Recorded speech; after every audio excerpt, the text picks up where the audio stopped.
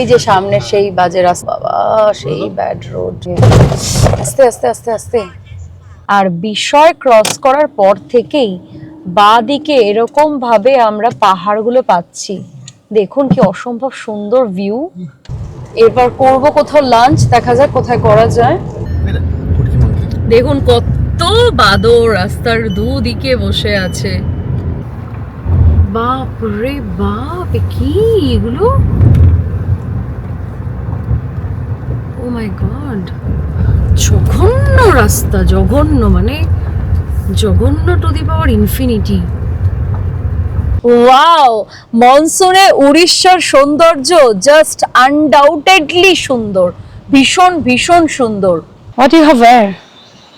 I wore a red cap, lal salam, সিরসা খোকা বাবু যায় লাল জুতো পায়। and কালো চশমা পুরনো।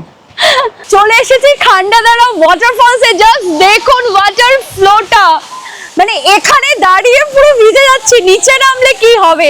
বর্ষাকালে কেওনঝড় আসুন আর এরকম ওয়াটারফলস এনজয় করুন।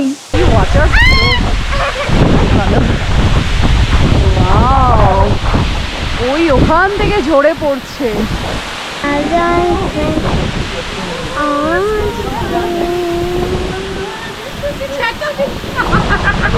একদম পুরো চুপচুপে ভিজে গেছি সামনে দাঁড়িয়েই, বাট ব্যাপক ব্যাপক, আই রিয়েলি এনজয়েড আ লট।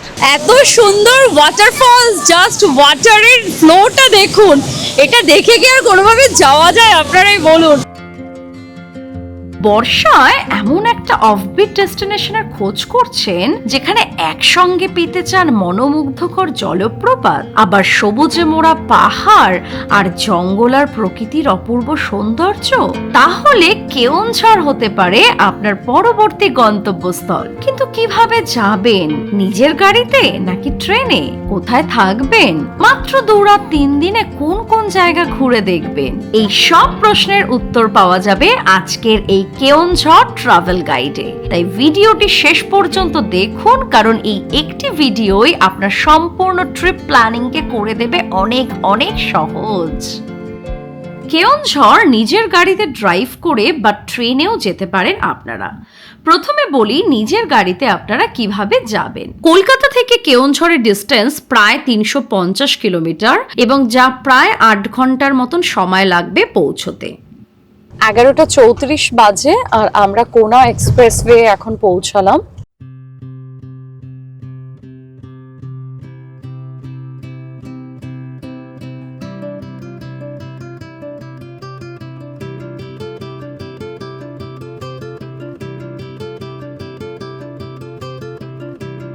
আমরা জাস্ট কোলাঘাট ঢুকছি, এই ফ্লাইওভারে উঠে গেছি মানেই কোলাঘাট একদম সামনে। স্ট্রেট খড়গপুরের দিকে এগিয়ে চললাম আমরা কোলাঘাট ক্রস করে। আমরা পৌঁছচ্ছি আজকের আমাদের জার্নির 3 নম্বর টোল প্লাজাতে, আর এটা হলো ডেবরা টোল প্লাজা। ঘড়িতে এখন বাজে 3:07।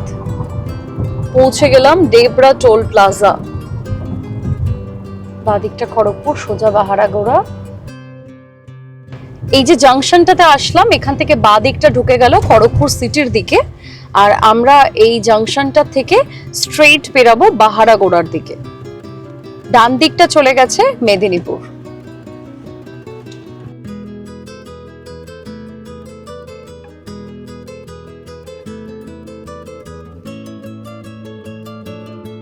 আমরা পৌঁছাতে চলেছি আমাদের আজকে জার্নির 4 নম্বর টোল প্লাজাতে। এটা জাস্ট বালিভাসা ঢোকার আগেই এই টোল প্লাজাটা। এটা ক্রস করে আমরা যাব এগিয়ে লোধাসুলির দিকে। আমরা বাহারাগোড়ার দিকে আগিয়ে চলেছি, আর রাস্তাটা দেখুন, দুদিকে সারি সারি পুরো শালের জঙ্গল, আর তার মাঝখান থেকে আমরা আগিয়ে চলেছি। অসাধারণ লাগছে কিন্তু ভিউটা। আমরা ঝাড়গ্রাম ক্রস করে আগিয়ে চলেছি এখন বাহারাগোড়ার দিকে, আর এই এত সুন্দর জায়গাটা দেখে না দাঁড়িয়ে পারলাম না, একটু দাঁড়িয়ে পড়লাম। রাস্তা একদম ফাঁকা, চারিদিক পুরো সুনসান, মাঝে মাঝে একটু কিছু গাড়ি যাচ্ছে, আর আমরা দাঁড়িয়ে পড়লাম তার মধ্যে। আর আমাদের এখনো প্রায় 200 কিলোমিটার মতন যেতে হবে, তো প্রায় 4.5 থেকে 5.25 ঘন্টার আমাদের ট্রাভেল বাকি আছে। বাহারাগোড়া এখান থেকে আরো 16 কিলোমিটার। সম্বলপুর 391 কিলোমিটার। আমরা ওয়েস্ট বেঙ্গলের বর্ডার ক্রস করে পড়ে গেলাম এবারে ঝাড়খণ্ডে। আমরা বাহারাগোড়া ক্রস করলাম, এবার আগিয়ে চলেছি সামনের দিকে। এখন সামনের দিকে আমরা বাংরিপোশির দিকে আগিয়ে যাচ্ছি।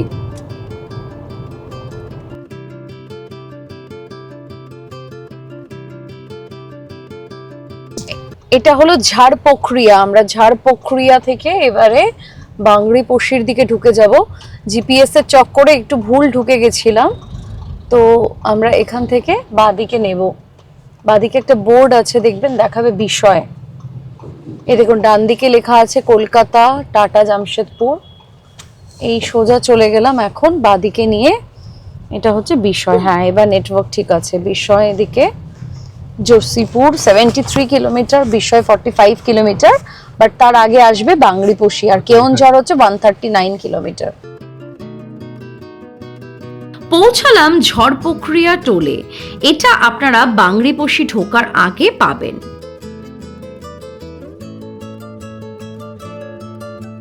And here it is, we reached at বাংরিপোশি। ডান হাতে একে একে সমস্ত রিসর্ট আমরা ক্রস করছি। শিমলিপাল ইকো রিসর্ট ক্রস করলাম, আর সামনেই বোধহয় আসছে খয়েরি রিসর্ট।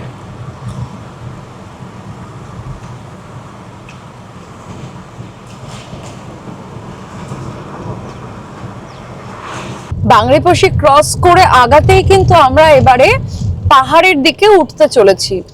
সামনেই আসবে মা দুয়ারসিনীর এক জাগ্রত টেম্পল, যেটা আমরা আপনাদেরকে আমার বাংরিপোশি এপিসোডে দেখিয়েছিলাম। কত সবুজ সবুজ, চারিদিক সবুজ, পাহাড়গুলো কি ভালো লাগছে দেখতে। এই চলে আসলো মায়ের মন্দিরে। আমরা আমাদের বাংরিপোশির এপিসোডে আপনাদেরকে কিন্তু এই মন্দিরটা দেখিয়েছিলাম। জয় মা, জয় মা, জয় মা। রাস্তা দেখুন পুরো তৈরি হচ্ছে। রাস্তার অবস্থা কিন্তু খুব খুব খতরনাক, খুব বাজে অবস্থা। এই এখান থেকে ডাইভারশন। আমরা পৌঁছে গেলাম বিষয়, আর এই ডান দিকের যে রাস্তাটা, এটা চলে যাচ্ছে কিন্তু বিষয় মার্কেটের দিকে। আমরা বেরিয়ে যাচ্ছি সোজা। এখন সামনে আসবে জোশীপুর। 6:45 বাজে, আর দেখতেই পাচ্ছেন বাইরেটা পুরো অন্ধকার হয়ে গেছে। আমাদের এখনো প্রায় 97 কিলোমিটার যেতে হবে, আর আরো অ্যাপ্রক্স 3 ঘন্টার যাত্রাপথ। নোয়াগাঁও থেকে আমরা ওই যে বাজে রাস্তা পাওয়া শুরু করেছি। রাস্তা কিন্তু প্রচন্ড বাজে, মানে 200-300 মিটার হয়তো ভালো আসছি, তারপরে আবার সিমিলার ওই বিশাল বিশাল গর্ত। খুব বাজে রাস্তার অবস্থা। তার উপরে আবার বৃষ্টি হচ্ছে। দেখুন কি অবস্থা রাস্তার। ওরে বাবা,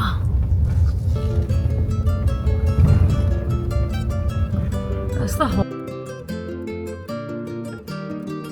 আমরা জোশীপুর মার্কেট এরিয়া ক্রস করছি এখন, আর 7:15 বাজে ঘড়িতে। ঝিরি ঝিরি বৃষ্টি হচ্ছে। এখানে রাস্তাটা একটু ঠিক, আবার জানি না সামনে কিরকম পাবো। সম্বলপুর 384।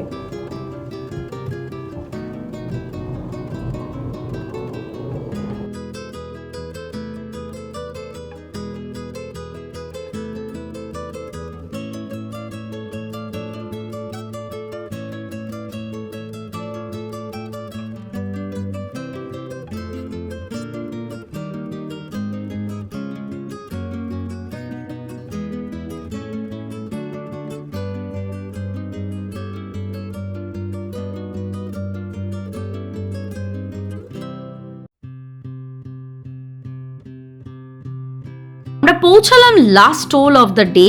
এখানে টোল দিলাম 105 টাকা।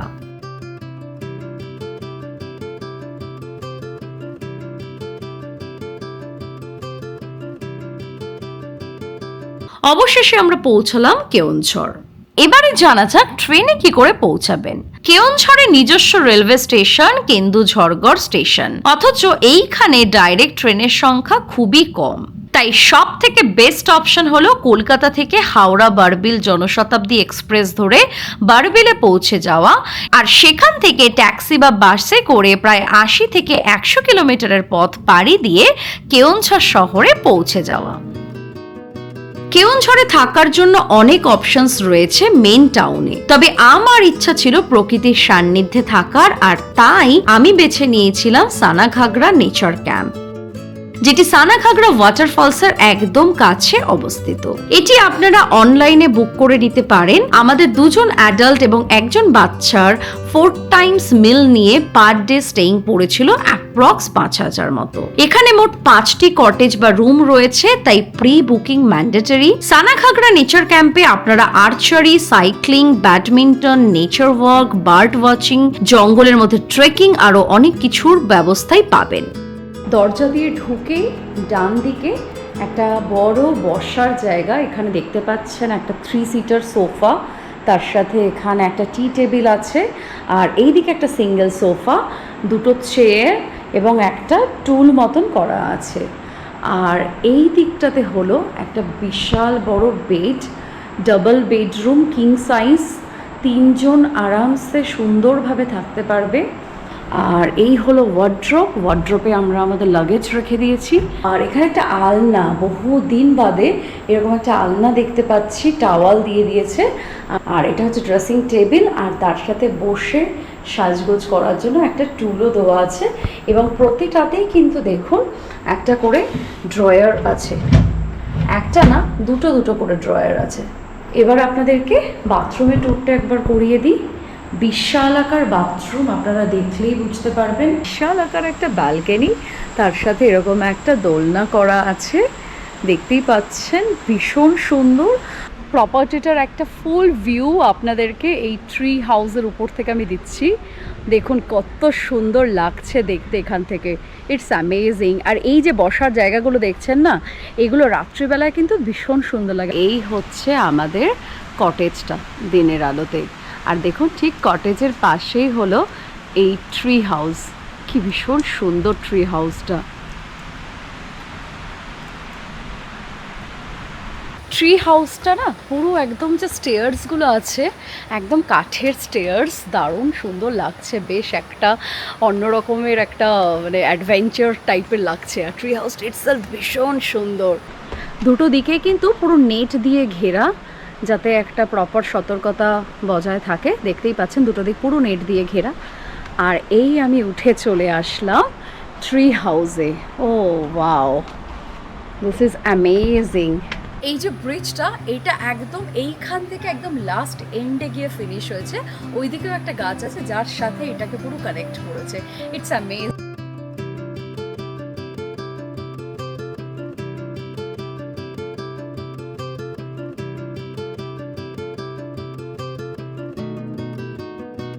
যদি ট্রেনে পৌঁছান তবে হোটেলে পৌঁছে ফ্রেশ হয়ে পৌঁছে যান প্রথমে সানাঘাগরা ওয়াটারফলস। আর যদি নিজের গাড়িতে আগের দিন রাতে পৌঁছান কেওনঝড়, তাহলে সকাল সকাল ডে 1-এ সাইট সিন শুরু করুন সানাঘাগরা ওয়াটারফলস থেকেই। সাথে গাড়ি থাকলে 50 টাকা পার্কিং আর পার হেড 20 টাকা এন্ট্রি টিকিট দিয়ে ঢুকে পড়ুন সানাঘাগরা ওয়াটারফলস দেখতে। সানাঘাগরা ওয়াটারফলসের সম্পূর্ণ জায়গাটা বিশাল আকার, তাই হাতে মিনিমাম 30 থেকে 45 মিনিট সময় রাখবেন, কারণ এখানে রয়েছে বোটিং এরও সুব্যবস্থা। আর এখানে যে পার্কটি রয়েছে সেটা ধরে বেশ খানিকটা পথ হেঁটে গেলেই দেখতে পাবেন এই অপূর্ব ওয়াটারফলস।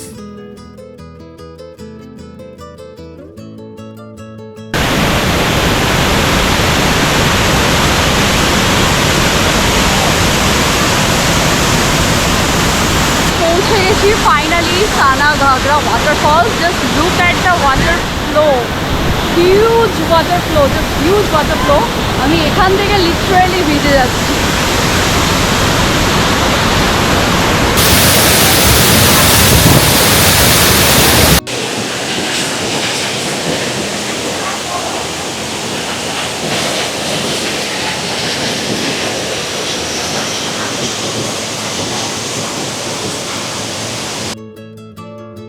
সানাঘাগরা ওয়াটারফলস ঘুরে এবার চলে যান আপনারা বারাঘাগরা ওয়াটারফলস দেখতে। আর সানাঘাগরা ওয়াটারফলস থেকে যা দূরত্ব মাত্র 5 কিলোমিটার।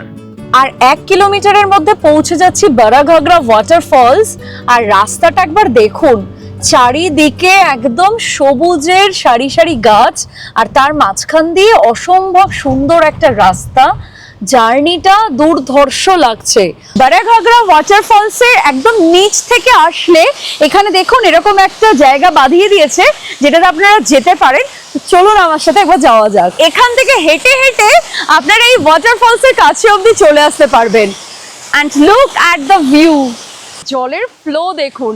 মনসুনে ওয়াটারফলসে আসার এটাই কিন্তু সব থেকে বড় বেনিফিট, অসম জলের ফ্লো। আর এখানে এত সুন্দর করে বাঁধিয়ে দিয়েছে না ট্যুরিস্টদের আসার জন্য। আপনারা দেখতে পাচ্ছেন এই যে ব্লু পার্টগুলো, তো এইখানটা দিয়ে হেঁটে কিন্তু অনেকটা মাঝখান অবধি আপনারা চলে আসতে পারবেন। আর চারিদিক পুরো পাহাড়ের মাঝখানে এরকমভাবে ঘেরা জায়গাটা, আর তার সাথে ওয়াটার ফ্লো আসছে, মানে জাস্ট সুপার সুপার, অসাধারণ। বারাঘাগরা ওয়াটারফলসের পাশে রয়েছে বারাঘাগরা ড্যামও।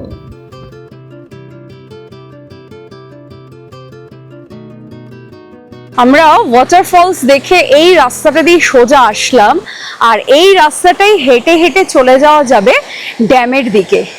ওই যে রাস্তাটা যাচ্ছে ওটা হচ্ছে ড্যামে যাওয়ার রাস্তা। আর এই দেখুন কিরকম জলগুলো বয়ে আসছে এখান থেকে। এই যে দেখছেন জায়গাটা, এই যে সিঁড়িটা, এই সিঁড়িটা দিয়ে উপর দিকে উঠে গেলেই হচ্ছে বারাঘাগরা ড্যামটা। তো চলুন ড্যামটাতে একবার যাওয়া যাক। আর এই হলো বারাঘাগরা ড্যাম, জাস্ট দেখুন সৌন্দর্যটা। এইটা হলো ড্যামের মাঝখানে আসার এন্ট্রি গেটটা, আর আমরা এই রাস্তাটা দিয়ে চলে এসেছি একদম মাঝখানে। আর দেখুন এখান থেকে ভিউটা, ইটস জাস্ট অসম।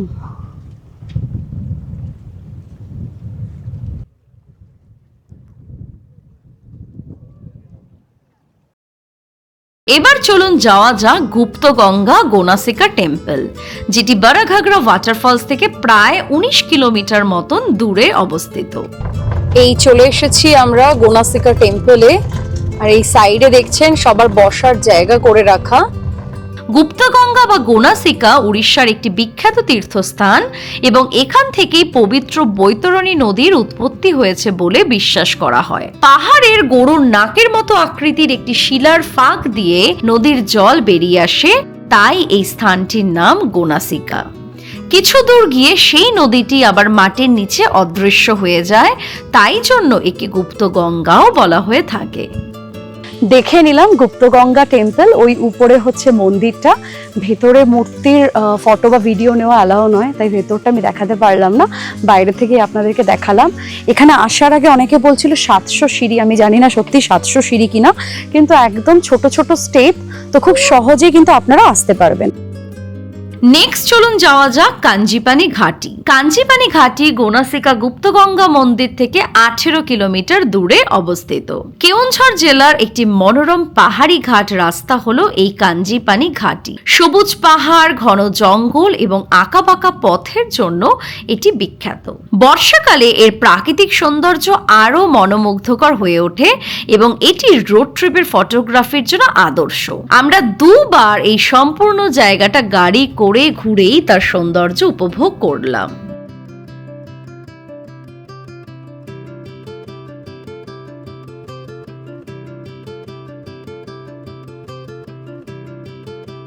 এবারে চলুন যাওয়া যাক খান্ডাধার ওয়াটারফলস। আর খান্ডাধার ওয়াটারফলস কাঞ্জিপানি ঘাটি থেকে প্রায় 55 কিলোমিটার দূরে। আমরা এখন চলেছি খান্ডাধার ওয়াটারফলস। এই দেখুন এখান থেকে 46 কিলোমিটার খান্ডাধার ওয়াটারফলস। তাহলে বুঝতে পারছেন তো কেন বলছিলাম যে নিজেদের গাড়ি না নিয়ে আসলে গাড়ি হায়ার করে নেওয়াটাই বেটার, কারণ এই এতটা পথ আপনারা ডেফিনেটলি লোকালি কোনো গাড়ি করে ঘুরতে পারবেন না।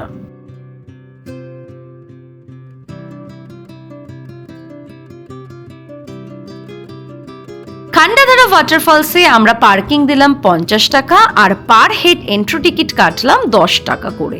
বেশ অনেকগুলো সিঁড়ি আছে, কিন্তু সিঁড়িগুলো কিন্তু খুব ফ্ল্যাট করে বানানো, তো খুব একটা বিশেষ কষ্ট হবে না হেঁটে উঠতে। ওয়াও ওয়াও, চলে এসেছি খান্ডাধারা ওয়াটারফলসে। জাস্ট দেখুন ওয়াটার ফ্লোটা, মানে এখানে দাঁড়িয়ে পুরো ভিজে যাচ্ছি, নিচে নামলে কি হবে। ইটস জাস্ট অসম অসম। বর্ষাকালে কেওনঝড় আসুন আর এরকম ওয়াটারফলস এনজয় করুন।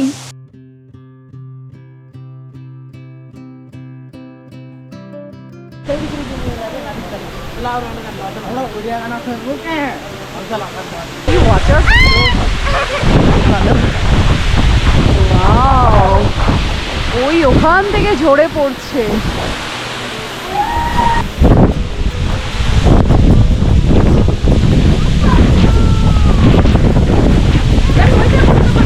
জাস্ট অসাম লাগলো খান্ডাধারা ওয়াটারফলসটা। একদম পুরো চুপচুপে ভিজে গেছি সামনে দাঁড়িয়েই, বাট ব্যাপক ব্যাপক, আই রিয়েলি এনজয়েড আ লট। এখন যাচ্ছি নিচের দিকে নেমে, এবার ওই সেম সিঁড়ি নামতে হচ্ছে। এবারে আমাদের হোটেলের পথে ফেরার পালা, আর ডে 1-এর সাইট সিন এখানেই শেষ।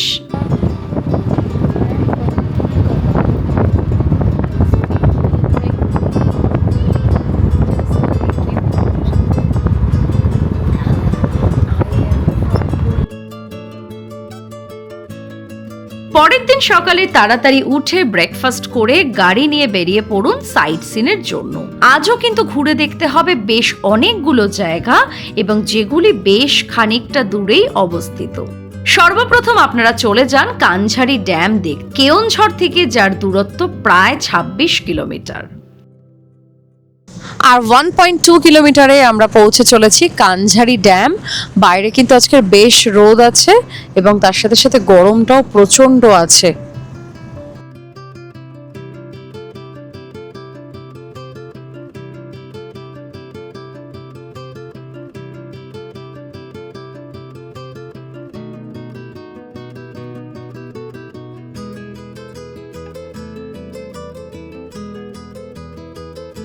পৌঁছে গেছি কানঝাড়ি ড্যাম। দেখুন কি অসম্ভব সুন্দর, ওয়াও। আমি এখন দাঁড়িয়ে আছি কানঝাড়ি ড্যামে, আর জাস্ট হাওয়াটা দেখুন, অসাধারণ অসাধারণ। একটাও কোনো টুরিস্ট এখন এই মুহূর্তে নেই। এখন বাজে ঘড়িতে প্রায় 10:30। রোদ আছে, তার সাথে সাথে গরম আছে, বাট ড্যামটা জাস্ট অসাম।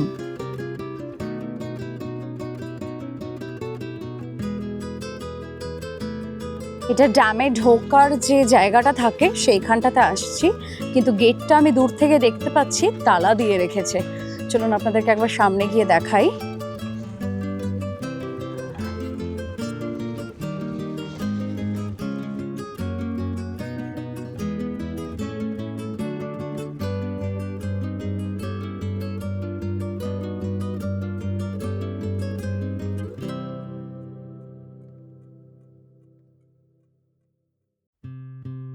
এবারে আমরা এগিয়ে চললাম সীতাবিঞ্জের দিকে, আর সীতাবিঞ্জ কানঝাড়ি ড্যাম থেকে প্রায় 24 কিলোমিটার দূরে অবস্থিত। সীতাবিঞ্জের ফ্রেস্কো চিত্রকলা ভারতের অন্যতম প্রাচীন শৈলচিত্রের নিদর্শন। এখানে পাথরের গায়ে প্রাকৃতিক রং ব্যবহার করে আঁকা এই ছবিগুলিতে রাজা, রানী, সৈনিক, প্রাণী এবং দৈনন্দিন জীবনের নানা দৃশ্য ফুটে উঠেছে। শিল্প এবং ইতিহাস প্রেমীদের কাছে এই সীতাবিঞ্জ ফ্রেস্কো পেন্টিং কিন্তু একটি গুরুত্বপূর্ণ দর্শনীয় স্থান। আমি চলে এসেছি এখন সীতাবিঞ্জে, আর দেখছেন এই রকগুলোর ফরমেশন কিরকম। মনে হচ্ছে যেন একটা পাথরের উপরে আর একটা পাথর বসিয়ে রাখা, কিন্তু অ্যাকচুয়ালি এটা ন্যাচারাল ওয়েতেই এরকমভাবে রকগুলোর ফরমেশন করা। চলুন একবার, এখানে একটা সিঁড়ি আছে, সিঁড়ি দিয়ে উপর দিকে উঠে আপনাদেরকে দেখাই।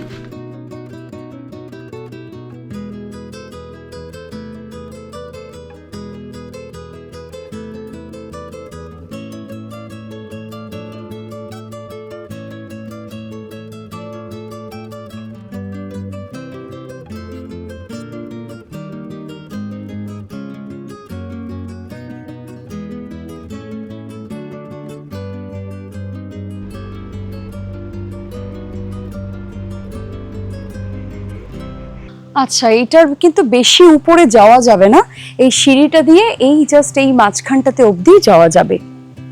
জায়গাটা বিশাল শান্ত, চারিদিকে কোনো লোকজন কেউ নেই, আমি শুধু পাখির আওয়াজ শুনছি, আর তার সাথে এইটা আপনাদেরকে ঘুরে দেখিয়ে দিলাম। খুব সুন্দর লাগলো জায়গাটা। চলুন এবার যাওয়া যাক নেক্সট ডেস্টিনেশনে। সীতাবিঞ্জ ফ্রেস্কো পেন্টিং এর পাশেই আপনারা পাবেন সীতাবিঞ্জ মন্দির। লোককথা অনুযায়ী বনবাসের সময় মা সীতা এখানে আশ্রয় নিয়েছিলেন, এবং লব কুশের জন্ম এই স্থানে হয়েছিল বলে বিশ্বাস করা হয়। মন্দিরটি দুই বিশাল পাথরের মাঝখানে অবস্থিত, যা এটিকে আরো আকর্ষণীয় করে তুলেছে।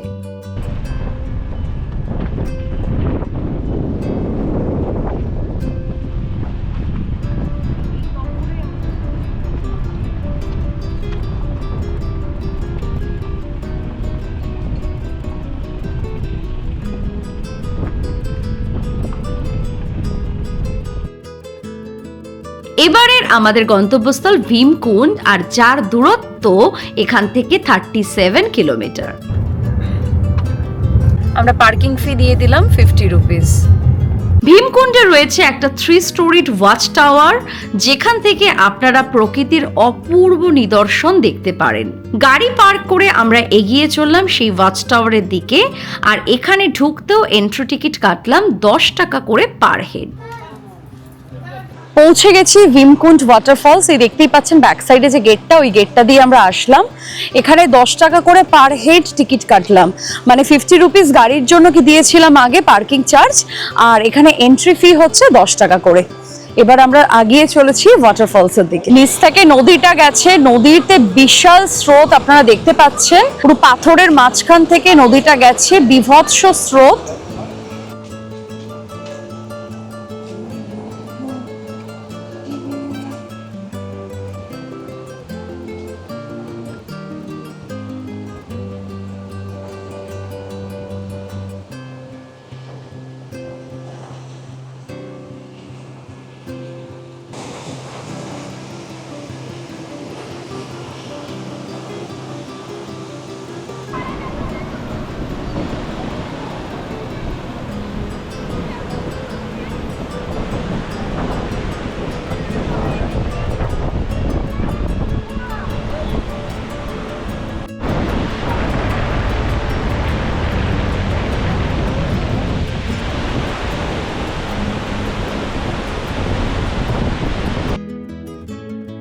এগিয়ে চললাম মা তারিণী টেম্পল ঘাটাগাঁওতে, আর ভীমকুণ্ড থেকে এটি দূরত্ব প্রায় 40 কিলোমিটার। পৌঁছে গেছি মা তারিণী টেম্পলে। বিশাল আকার জায়গার উপর নির্মিত এই টেম্পলটি। আমরা যদি বা পুজো দেব না, যেহেতু আমরা খাওয়া দাওয়া করে এসেছি, আপনারা কিন্তু চাইলে এখানে পুজো দিতেই পারেন। আর টেম্পলটি রাত 8টা পর্যন্ত খোলা থাকে। অসম্ভব একটা বড় জায়গার উপর নির্মিত, শান্ত শিষ্ট, ভীষণ সুন্দর। আনডাউটেডলি আপনাদের খুব ভালো লাগবে। দেবী তারিণীকে শক্তির প্রতীক হিসাবে পুজো করা হয় এবং প্রতি বছর লক্ষ লক্ষ ভক্ত এখানে দর্শনে আসেন। ভক্তরা এখানে বিশেষভাবে নারকেল নিবেদন করে থাকেন, আর মঙ্গলবার এবং শনিবার এখানে সবচেয়ে বেশি ভিড় হয়। কেওনঝড় ভ্রমণের এটি কিন্তু একটি অন্যতম দর্শনীয় ধর্মীয় স্থান।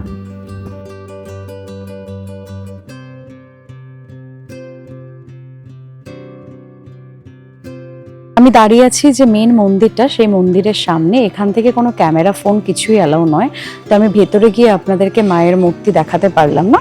আপনারা আসলে যখন ডালি নিয়ে পুজো দেবেন, সেটা এই মন্দিরের ভেতরেই যাবেন। গুন্ডিচা ঘাগি ওয়াটারফলস মা তারিণী টেম্পল থেকে মাত্র 12 কিলোমিটার দূরে অবস্থিত। পৌঁছে গেছি আমি গুন্ডিচা ঘাগি ওয়াটারফলসে, আর জাস্ট দেখুন জলের স্রোত। ও মাই গড, জাস্ট অসাম, প্রচুর প্রচুর। আর এই ওয়াটারফলসের আর একটা বৈশিষ্ট্য হচ্ছে, সামনে একটা 200 মিটারের পথ আছে। পথ দিয়ে হেঁটে গেলে এই যে উপরে যে জায়গাটা দেখছেন পাহাড়ের উপরে, ওইখানেও কিন্তু আপনারা পৌঁছে যেতে পারেন। এটি মুসলা নদীর উপর প্রায় 50 ফুট উচ্চতা থেকে ধাপে ধাপে নেমে এসেছে এবং চারপাশে ঘন সবুজ বনভূমি ও পাহাড়ে ঘেরা। মা তারিণী মন্দির থেকে মাত্র 12 কিলোমিটার দূরে অবস্থিত হওয়ায় পর্যটকরা প্রেফার করেন এই দুটি জায়গা একই দিনে ঘুরে দেখতে। বর্ষা এবং শীতকালে এখানের ওয়াটারফলসের সৌন্দর্য অপূর্বভাবে উপভোগ করা যায়। এরপর এখান থেকে আমরা ফিরে চললাম কেওনঝড় মেইন টাউনের দিকে, আর ওখানে আপনারা দেখে নিন এবার কেওনঝড় রাজবাড়ি বা কেওনঝড় রাজবাটি। কেওনঝড় রাজবাড়ি উড়িষ্যার কেওনঝড় শহরের একটি ঐতিহাসিক রাজপ্রাসাদ। এটি ভঞ্জ রাজবংশের রাজাদের বাসভবন ছিল। বর্তমান রাজপ্রাসাদটি মূলত 19 থেকে 20 শতাব্দীর প্রথম ভাগে নির্মিত হয় এবং এর স্থাপত্যে ভারতীয় ও ইউরোপীয় শৈলীর সুন্দর মিশ্রণ দেখা যায়।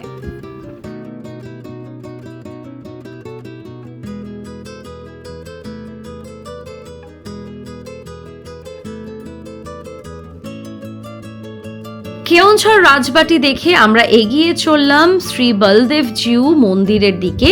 জাস্ট কয়েক মিনিটের দূরত্বেই এটি অবস্থিত। বলদেবজিউ মন্দির কেওনঝড় শহরের একটি অন্যতম প্রাচীন এবং ঐতিহাসিক বৈষ্ণব মন্দির। এই মন্দিরে ভগবান বলদেবকে প্রধান দেবতা হিসেবে পুজো করা হন। ভঞ্জ রাজবংশের শাসনামলে এই মন্দিরটি প্রতিষ্ঠিত হয় এবং এটি কেওনঝড়ের রাজ পরিবারের আরাধ্য দেবস্থান হিসাবে পরিচিত। এই মন্দিরের রথযাত্রা বিশেষভাবে বিখ্যাত। প্রতি বছর 2.5 মাসে এখানে বিশাল রথযাত্রার আয়োজন করা হয়ে থাকে, যা কেওনঝড়ের এক অন্যতম প্রধান ধর্মীয় উৎসব।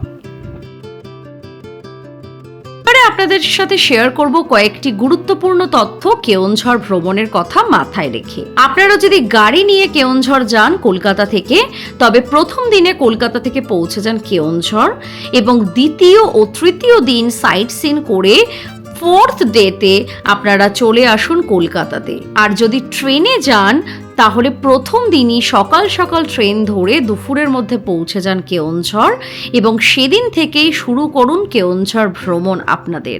আর আমি যেরকম আপনাদের দেখালাম যে 2 দিনেই খুব সুন্দরভাবে কেওনঝড়ের মেজর সাইট সিন স্পটগুলি কভার করে নেওয়া যায়, তো সেগুলি দেখে ডে 3তে আপনারা বিকালবেলায় 4টের দিকে ট্রেনে করে পৌঁছে আসুন কলকাতা।